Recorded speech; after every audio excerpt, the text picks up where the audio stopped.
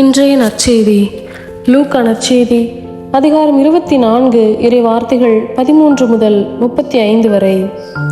வாரத்தின் முதல் நாள் சீடர்களுள் இருவர் எருசலேமில் இருந்து ஏறத்தாழ 11 கிலோமீட்டர் தொலைவில் உள்ள ஓர் ஊருக்கு சென்று கொண்டிருந்தனர். அவ்வூரின் பெயர் எம்மாவு. அவர்கள் இந்நிகழ்ச்சிகள் அனைத்தையும் குறித்து ஒருவரோடு ஒருவர் உரையாடி கொண்டே சென்றார்கள். இப்படி அவர்கள் உரையாடி கொண்டும் வினவிக் கொண்டும் சென்றபோது இயேசு நெருங்கி வந்து அவர்களோடு நடந்து சென்றார். ஆனால் அவர் யாரென்று அறிந்து உணர முடியாதவாறு அவர்கள் கண்கள் மறைக்கப்பட்டிருந்தன. அவர் அவர்களை நோக்கி, வழி நெடுகிலும் நீங்கள் ஒருவரோடு ஒருவர் பேசிக் கொண்டிருப்பது என்ன என்று கேட்டார். அவர்கள் முகவாட்டத்தோடு நின்றார்கள். அவர்களுள் கிளையோப்பா என்னும் பெயருடைய ஒருவர் அவரிடம் மறுமொழியாக, எருசலேமில் தங்கியிருப்பவர்களுள் உமக்கு மட்டும்தான் இந்நாள்களில் நிகழ்ந்தவை தெரியாதோ என்றார். அதற்கு அவர் அவர்களிடம், என்ன நிகழ்ந்தது என்று கேட்டார்.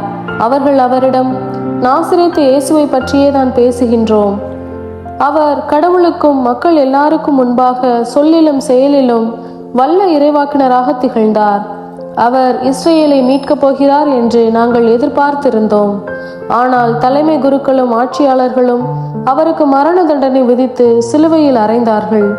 இவையெல்லாம் நிகழ்ந்து இன்றோடு 3 நாள்கள் ஆகின்றன. ஆனால் இன்று எங்களை சேர்ந்த பெண்களுள் சிலர் எங்களை மலைப்புக்குள்ளாக்கினர். அவர்கள் விடியற் காலையில் கல்லறைக்கு சென்றார்கள். அவருடைய உடலை காணாது திரும்பி வந்து வானதூதர்களை கண்டதாகவும் இயேசு உயிரோடு இருக்கிறார் என்று அவர்கள் கூறியதாகவும் சொன்னார்கள். எங்களோடு இருந்தவர்களுள் சிலரும் கல்லறைக்கு சென்று அப்பெண்கள் சொன்னவாறு இருக்க கண்டனர். ஆனால் அவர்கள் இயேசுவை காணவில்லை என்றார்கள்.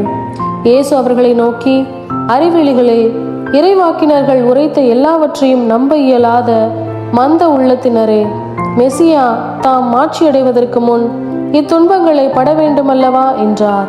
மேலும் மோசே முதல் இறைவாக்கினர் வரை அனைவரின் நூல்களிலும் தம்மை குறித்து எழுதப்பட்ட யாவற்றையும் அவர் அவர்களுக்கு விளக்கினார். அவர்கள் தாங்கள் போக வேண்டிய ஊரை நெருங்கி வந்தார்கள். அவரோ அதற்கு அப்பால் போகிறவர் போல காட்டிக்கொண்டார்.